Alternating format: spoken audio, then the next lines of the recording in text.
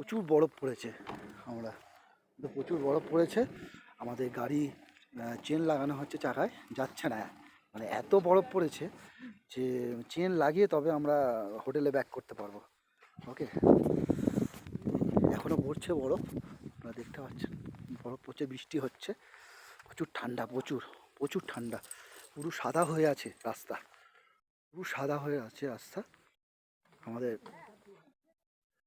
আমি মনে হয় যে কাশ্মীরে এত বরফ পড়ে না, আমাদের গ্যাংটকে এত বরফ যে দারুণ দারুণ, মানে মানে মানে এখানে এটা আমার ভাই, আমার মাসির ছেলে, ছোট ভাই।